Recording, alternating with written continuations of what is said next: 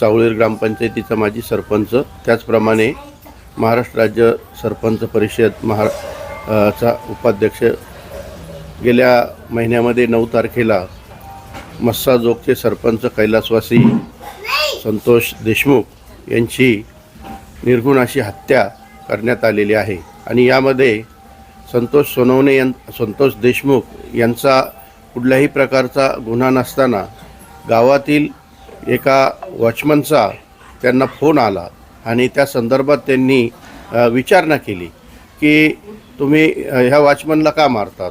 तर त्यावरून त्या गोष्टीचा राग धरून त्या जिल्ह्यातील बीड जिल्ह्यातील गुंड प्रवृत्तीच्या लोकांनी संतोष देशमुख यांना कशा प्रकारे मारलं हे गेल्या महिन्यापासून विविध वाहिन्यांच्या माध्यमातून पेपरच्या माध्यमातून आपण बघितलेलं आहे। नेमकं आज दिवसभर ग्रामपंचायती बंद असणार आहे का? कसा हा बंद पाळला जाणार आहे?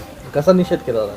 ही अतिशय निर्गुण हत्या असल्याने महाराष्ट्रामध्ये किंवा देशामध्ये जे सरपंच आहेत त्यांनी कशा पद्धतीने कामकाज करावं, त्यांना ज्या पद्धतीने मारण्यात आलं आहे त्याच्यावरून आमच्या सरपंच संघटनेच्या अनेक मागण्या आहेत की सरपंचांना या ठिकाणी गावामध्ये काम करत असताना ज्या ठिकाणी अतिक्रमणं असतात, ज्या ठिकाणी लोकांनी गटारी असतात, पाईपलाईन असतात, या ठिकाणी किंवा रस्ते करायचे असतात, या ठिकाणी काही लोक मुद्दाम होऊन त्रास देऊन अडवणूक करतात आणि या पद्धतीने आम्ही अनेक वेळा शासन दरबारी निवेदन दिलेले आहेत।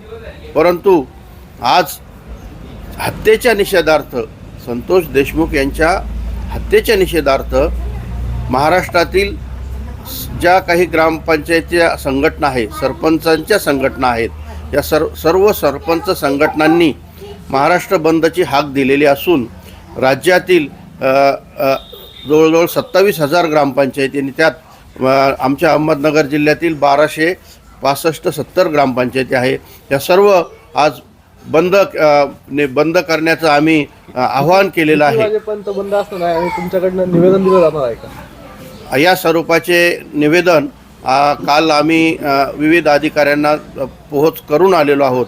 परंतु एक प्रातिनिधिक स्वरूपामध्ये एक शिर्डी साईबाबांच्या नगरीमध्ये या ठिकाणी अप्पर जिल्हाधिकारी कार्यालय व त्याचप्रमाणे प्रांताधिकारी कार्यालय तसेच उपविभागीय पोलीस अधिकारी यांना निवेदन देऊन आम्ही महाराष्ट्रातील बंदचा हा जो निर्णय आहे तो निषेध शासनापर्यंत जावा आणि सरपंचांना न्याय मिळावा। तसेच सरपंच संतोश देशमुख यांच्या कुटुंबावर जो अन्याय झालेला आहे, त्यांच्या मुलीची शिक्षणाची सुविधा, त्याचप्रमाणे त्या कुटुंबाला शासनातर्फे भरीव अशी मदत मिळाली पाहिजे।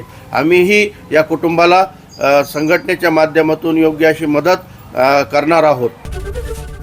एबीपी माझा, उघडा डोळे बघा नीट।